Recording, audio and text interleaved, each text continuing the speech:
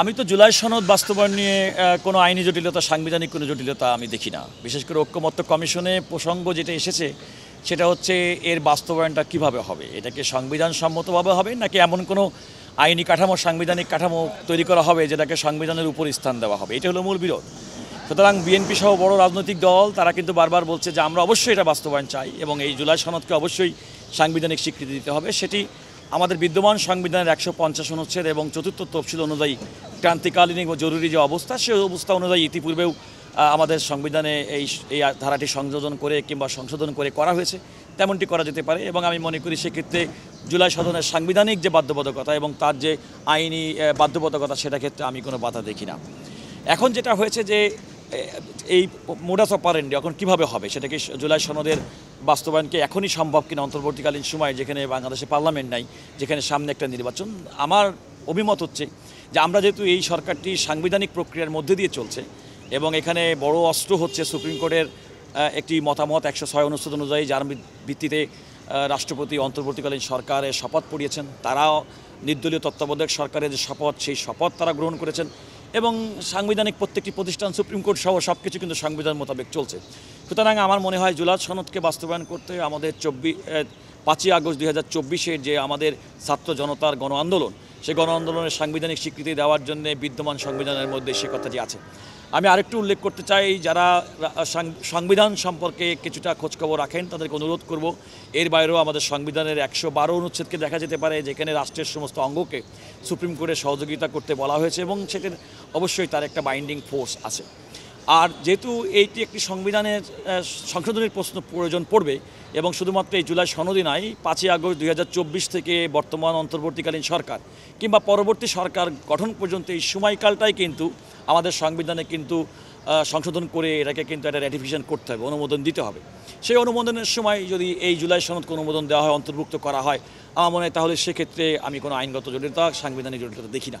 আর রাজনীতিবিদদের মধ্যে যে বিষয়টি হয়তো হতে পারে, তাদের মধ্যে পারস্পরিক আস্থার সংকটটা হতে পারে কিংবা নির্বাচন পিছানোর একটা কৌশল হতে পারে, সেটা তো রাজনীতিবিদদের বক্তব্য। কিন্তু আইনগতভাবে আমি মনে করি সংবিধান একটা দেশের সর্বোচ্চ আইন এবং সংবিধানের পেরিফেরির মধ্যেই, তার আওতার মধ্যেই এই সাংবিধানিক সংশোধনীটা করতে হবে। জুলাই সনদকে অন্তর্ভুক্ত করলে কখনো সংবিধান বিষয়ে কিংবা এই সংশোধনী বিষয়ে প্রশ্ন উঠবে না। প্রশ্ন উঠলেও হয়তো আইন এবং আদালতের কাছে সেটি গ্রহণযোগ্য হবে না।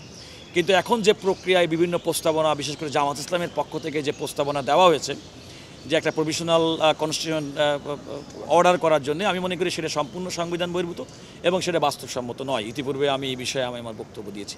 আমি মনে করি যে রাজনৈতিক নেতৃবৃন্দ যদি ঐক্যমত্য হন যে আগামী যেই সরকার গঠিত হয় তারাই এই জুলাই স্পিরিটকে ধারণ করবেন, এই সনদকে বাস্তবায়ন করবেন এবং সবাই মিলে করবেন, যেমনটি আমাদের 91 সালের নির্বাচনের সময় জনাব শাহাবুদ্দিন আহমেদ তৎকালীন প্রধান বিচারপতির ক্ষেত্রে হয়েছিল, তেমনটি হলে এটিও করা সম্ভব।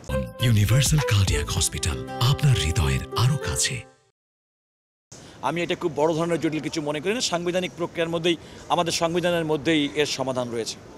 আমাদের দেশে যে হত্যা মামলা, মনে রাখতে হবে হত্যা মামলা কিন্তু একটা রাষ্ট্রের বিরুদ্ধে মামলা। এটা কিন্তু অনেক আরব দেশের মতো যে আপনি ব্লাড মানি দিয়ে তার পরিবার মাফ করে দিলে মাফ হয়ে যাবে এমন না। সুতরাং একজন ব্যক্তি যদি বাদী যদি নাও হয় কোনো হত্যা মামলা, রাষ্ট্রের দায়িত্ব বাদী হয়ে সেই অপরাধের বিচার করা। কিন্তু এমন একটা গুরুত্বপূর্ণ এবং সবচেয়ে খারাপ অপরাধ যেটা বলে হত্যাকাণ্ড, সেই অপরাধের ক্ষেত্রে আমরা দেখি অনেক ক্ষেত্রে বিচারিক প্রক্রিয়ার মাধ্যমে আসামিরা খালাস পেয়ে যায় কিংবা প্রসিকিউশন পক্ষ মামলাটি প্রমাণ করতে পারেন না। এর কয়েকটা কারণ আছে। সেটা হচ্ছে আমাদের দেশের দক্ষ প্রসিকিউশন ইউনিট, সেটা যেমন ব্যর্থতা আছে, তদন্তকারী সংস্থার ব্যর্থতা আছে, আর এক পর্যায়ে গিয়ে মামলার দীর্ঘসূত্রিতা, যে কারণে বাদী কিংবা সাক্ষীরা মামলায় পরবর্তীতে আগ্রহ হারিয়ে ফেলেন। এই 3টি কারণে আমার মনে হয় মূলত আমাদের দেশে এই ধরনের অপরাধের বিচার সচরাচরভাবে খুব বেশি মাত্রায় আমরা কিন্তু খুব সফলতা দেখি না। আর একটা বিষয় আমি আপনাদেরকে উল্লেখ করতে চাই, সেটা হচ্ছে যখন কোনো মামলা দায়ের হয়, আমাদের বাংলাদেশের মানুষের মধ্যে এক ধরনের টেন্ডেন্সি আছে অনেক ক্ষেত্রে মিথ্যা মামলা দায়ের করার ক্ষেত্রে। ধরুন কোনো একটা হত্যাকাণ্ডের সঙ্গে একজন ব্যক্তি কোনো হত্যাকাণ্ড ঘটিয়েছে, তার সমস্ত গতিগোষ্ঠী যা আছে সবাইকে আসামি করা হয়। এই যে মামলার ফাউন্ডেশন, শুরুতেই যে মামলার ভিত্তিটাকে দুর্বল করা হয়, এই দুর্বলতা কাটিয়ে পরবর্তী তদন্তকারী কর্মকর্তা, তদন্তকারী সংস্থা, তাদের মধ্যে কিছু দুর্বলতা কাজ করতে পারে। আমরা নানা সময় তদন্তকারী কর্মসংস্থা তাদের পেশাদারিত্বের বাইরে গিয়ে অন্য বিবেচনায় কখনো কোনো আসামিকে বাঁচিয়ে দেওয়া কিংবা কাউকে ফাঁসিয়ে দেওয়ার মতো অভিযোগ পারি, সেটা একটা। আর বিচার যখন শুরু হয়, আমাদের বললাম যে আমাদের যে রাষ্ট্রপক্ষে যে আইনজীবী প্যানেল আছেন, তারাও সঠিকভাবে অনেক সময় দায়িত্ব পালন করেন না, এমন অভিযোগ আমরা শুনে থাকি। তাদের একটা এক্সকিউজ হচ্ছে তদন্তকারী সংস্থা যদি প্রকৃতপক্ষে ভালোভাবে তদন্ত না করেন তাহলে তারা কীভাবে সাক্ষ্য উপস্থাপন করবেন, সেটা একটা সমস্যা। আরেকটি সমস্যা আছে, মামলা যখন বিচারে যায় দীর্ঘ সময় লাগে, নানা কারণে, নানা আইনি জটিলতার কারণে মামলার বিচার বিলম্বিত হয়। সেক্ষেত্রে বাদী কিংবা সাক্ষীরা তারা আদালতের সামনে এসে তারা সাক্ষ্য দিতে আগ্রহী হন না। এর বড় একটি কারণ হতে পারে, যদি কোনো কারণে হত্যাকারীরা প্রভাবশালী ব্যক্তি হয় তাহলে হয়তো তাদের ভয়ে নিরীহ সাক্ষী তিনি সাক্ষী দিতে পারেন না। এই ক্ষেত্রে আমার যেটা মনে হয় যে এক্ষেত্রে করার ক্ষেত্রে আমাদের প্রচলিত ফৌজদারি কার্যবিধি যেটি আছে সেটি সংশোধন করতে হবে।